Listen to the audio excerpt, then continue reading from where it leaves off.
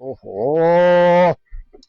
ଓହୋ ମାଲୋ ଆଜି କେମିତି ଗୋଡାକ ଟିକେ ମାଡି ମାରି ଆସୁଥିଲ ମା। ଆସ ଆସ ଆଇଲ ଆଇଲ କିଏ ନ ପାଇଲ ଆଇଲ। ଆସ ଗୋଡାକ କାହିଁକି କରୁଛ ମନ ଖରାପ। ଆଇଲ ଆଇଲ କିଏ ନ ପାଇଲ ଆଇଲ। ଖୋଲିଲାଣି। ହଁ ଯିବା ଆଜି ତାକୁ ପାନେ ଦବା ଆଜି କେମିତି ଆଉ ଆଜି ମାରିଦେବା ଆଜି ବାକି ଆଜି ଲେଖା ହବ ତା ଇଏରେ ଆଜି ବାକି କାଲି ନଗଦ। ଆଉ ମୁଁ ଏଟା ରେଡି ସିଏ କରିକି ଯେମିତି ନ ଆଣିଛି। ଜାଣିବ ଆମେ ତାଠୁ ସଉଦା କିଣି ସାରିଲା ପରେ ତାକୁ କହିବା ଆଜି ବା ଲେଖା ହେଇଛି କଣ ବୋର୍ଡ ରେ ଆଜି ବାକି କାଲି ନଗଦ। ଯିବା ତାକୁ ଗୋଟେ ପାନେ ଦବା ଆଜି ଆଉ ଚାଲ ଆଉ।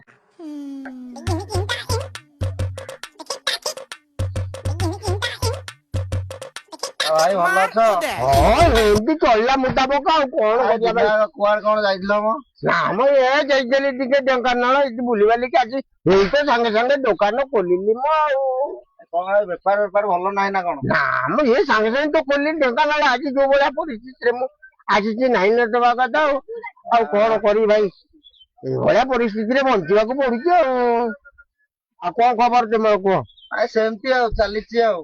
ଓହୋ ଟିକେ ସଉଦା ନବୁ ଆସିକି ଆମେ। ହଁ ଆସ କିଛି କଥା ନା ମୁଁ ସଦାବେଳେ ରେଡି ଅଛି। କାଲି ଆସିବୁ ଆଉ। ହଁ ହଉ ଚାଲି ଠିକ ଅଛି। କାଇଁ ଆଜି କିଛି ନବନି ଆଜି କିଛି କଣ? ହଁ ନବୁ ଆଜି ନବୁ। ଦେଖ ଜଗନ ଦୋକାନ ଆଗକୁ କଣ ଲେଖା ହେଇଛି ଲେଖିକି ଯୋଉ ଆସିଲେ ତାକୁ ଆଜି ଚିତା ଟା କାଟିବା ଆଉ। ଆଜି ବାକି କାଲି ନଗଦ। ଆଜି ବାକି କାଲି ନଗଦ। ଭାଇ ନମସ୍କାର। ହଁ ନମସ୍କାର ନମସ୍କାର। ଭାଇ ଆଉ ଗୋଟେ ବିସ୍କୁଟ ଦିଅ। ବିସ୍କୁଟ ଗୋଟେ ଭିଟାମିନ ତ ଭିଟାମିନ। ଓହୋ ହଁ ଭିଟା ଆଉ କଣ? ଆଉ ତମର ଅଛି ରାଗ ମିକ୍ସଚର ଅଛି? ହଁ ନିଶ୍ଚିନ୍ତ ନା ରାଗ ସୁଲସୁଲିଆ ମିକ୍ସଚର ଟା। ହଁ ରାଗ ମାଳ କେତେ ଟଙ୍କା ହେଲା ଭାଇ? ଭାଇ ଇଏ 100 ଟଙ୍କା ହେଲା। 100 ଟଙ୍କା ପଇସା ତ ଆଣିନି କାଲି ଦେବି ଆଣିକି ଆଉ। ଆରେ ବାସ ଧୂପ ଦଉ ବାକି ହଉ ଯା ଶୁଖି କଣ ଏଥିରେ ବେପାର କର। ଏ ଭଗବାନ କଣ କରିବୁ ଶଳା ଗରାକ ଈଶ୍ୱର ତ ଆଉ ମୁଁ କାଲି ଆଉଛି। ଓହୋ ଜୟ ଭାଇ ଭାଇ ଗୋଟେ ଧୂପ କାଠି ଟା ଦେଇଦବୁ ସନ୍ଧ୍ୟା ହେଇଗଲାଣି।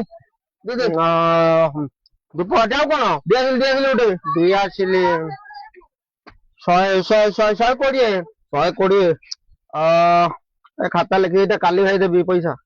ଖାତାରେ ତ ବାବା ନାହିଁ ମୁଁ ବାବା ପାରିବିନି ତମ ମୋ ଜିନିଷ ଦେଇଦେଲ। ତମେ ଖାଲି ଦିନ ଯାକ ଆଜି ଧୂପ ଦେଲା ବେଳେ ସମସ୍ତେ ଖାଲି ବାକି ତମେ ବା ଲେଖିଛ ଆଜି ବାକି କାଲି ନଗଦ। କଣ ହେଲା ଆଉ ଦେଖି ଯାଉନ ଆଜି ବାକି କାଲି ନଗଦ ଆଉ କି କଥା ତମେ କହୁଛ ମତେ। ମୋ ଶାଢୀ ଦେବେରେ ଦୋକାନରେ ମୋର ହେଇଛି 120 ମୋର ହେଇଛି 100 ଟଙ୍କା।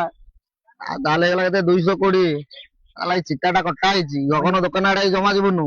ଟୋଟାଲ ଦୋକାନ ଯିବୁ ଡାକି ପଛୁଆ ଏଇଆଡା ଟୋଟାଲ ଯିବୁନୁ। ଜମା କରରେ ଯିବୁନୁ ତାର ସେ ଡାକିବ ଯଦି ଡାକିଲା ମୁଣ୍ଡରେ ଗାମୁଛା ପକେଇଦବୁ ନହେଲେ ଦୌଡିକି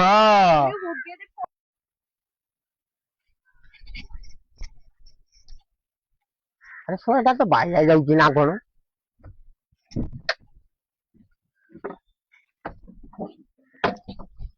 ଆରେ ଆରେ ପଇସା ଦଉନୁ ପଇସା ଦଉନୁ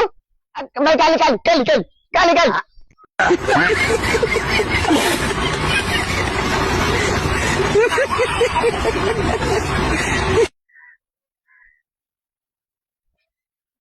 ଯଶ ବାବୁ ଟିକେ ପଇସା ଟା ଦେଲେନି ଆଉ କଣ ଆମ ଘର ଭାଙ୍ଗି ଯାଉଛୁ ଅନୁକୁ ଗୋଟେ ବିଗାଡି ସାରିଲଣି କଥା କହୁଛ ତମେ ଆଉ ତମେ କହିବ କମଳା